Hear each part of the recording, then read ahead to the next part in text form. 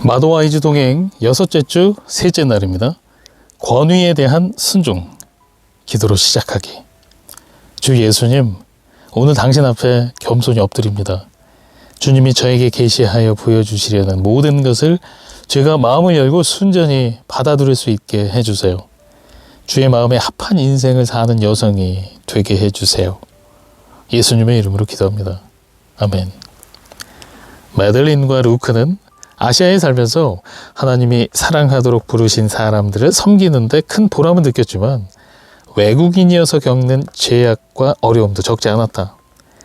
현지 법이 종종 혼란스럽고 무분별해 보일 때가 있었다. 법이 국민을 보호하기 위해서가 아니라 통치자의 부를 보호하기 위해서만 존재하는 것 같았다. 때로 공정하게 법이 집행되지 않았고 특히 외국인에게는 더욱 심했다.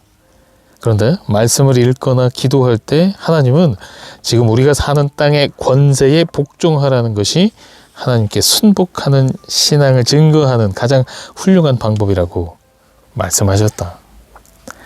솔로몬은 권세자를 존중하고 그들에게 복종하라고 훈계한다. 사무엘상 24장을 보면 사울왕이 다윗을 뒤쫓고 있을 때 다윗은 숨어있던 동굴에서 사울을 죽일 절호의 기회를 만났다. 하지만 다윗은 부하들이 사울을 죽이지 못하도록 막았다. 그는 6절에서 내가 손을 들어 여호와의 기름 부음을 받은 내 주를 치는 것은 여호와께서 금하시는 것이니 그는 여호와의 기름 부음을 받은 자가 됨이니라고 했다. 솔로몬은 전도서 8장 5절에서 분명하게 왕의 명령을 지키는 이는 안전하다 라고 말했다. 새 번역. 위에 있는 권세에 복종하라고 하면 대부분 거부감을 느낀다. 실제로 포스트 모더니즘이 지배하는 현 시대의 사람들은 권세에 복종한다는 생각 자체를 거부한다. 그러나 하나님은 우리 삶의 질서와 평화를 위해 다스리는 자들을 세워주셨다. 이는 혼인 관계에서도 마찬가지다. 하나님은 가정에 필요한 권위와 질서를 세우셨다. 여성은 열등한 존재가 아니며 모든 남성에게 무조건 복종해야 할 필요도 없다. 결혼한 여성은 남편의 권위에 복종해야 하지만 이는 자기 정체성을 포기하거나 영향력 있는 목소리를 내지 말라는 의미가 아니다. 가정에서 남편이 맡은 리더의 역할을 전적으로 인정하고 지지하라는 말이다. 하나님은 가정에 체계를 세우셔서 우리가 질서와 평안을 누리게 하셨다. 이 질서를 세우기 위해 아내는 남편에게 복종해야 하고 자녀도 부모의 권위에 순종해야 한다. 순종하도록 지시했다는 이유로 자녀에게 사과할 필요는 없다. 하나님은 자녀가 부모의 권위에 순종해야 한다고 명령하셨다. 그러나 먼저 자녀는 부모가 자신을 조건 없이 사랑한다는 사실을 알아야 한다. 부모에게 무조건적인 사랑을 받고 있다는 사실을 아는 자녀는 공정한 훈육을 받아들일 수 있다. 부모는 신중하게 기도하는 가운데 자녀가 지킬 공정한 규칙을 세워야 하며 규칙을 세웠으면 그것을 단호하게 지켜야 한다. 그래야 자녀를 강하고 안정감이 있으며 경건하고 훌륭한 성품을 지닌 사람으로 키울 수 있다. 자녀가 부모에게 두려움을 느껴서 순종하게 해서는 안 된다. 부모의 사랑을 확신하는 가운데 부모가 정한 규칙을 지킬 수 있어야 한다. 가정에서 권위를 세우는 동기는 바로 사랑이다. 자녀가 성인이 되면 부모의 역할이 달라져야 한다. 자녀는 더는 부모의 권위 아래에서 생활하지 않는다.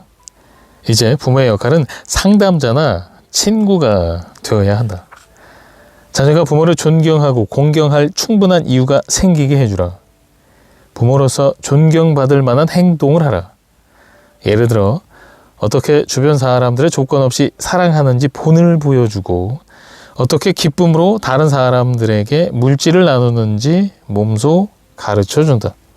또 기도하고 말씀을 배우는 모습을 보여주고 사람들이 예수님을 따르도록 가르치는 모습도 보여주라. 싱글 여성도 여전히 누군가의 권위 아래에 있다.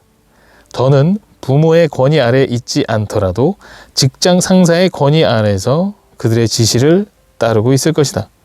그런데 만약 선한 양심을 지키며 그 지시를 따르기가 어렵다면 다른 직장으로 옮기고 싶은 마음이 들 것이다. 또 사역자로 섬기고 있는 여성이라면 더 위에 있는 사역자에게 복종해야 한다. 혼자 사역하고 있다면 보고할 의무가 있는 이사회가 있을 테고 이사회가 없다면 조직해야 할 것이다. 이처럼 우리는 모두 어떤 권위 아래에 있다.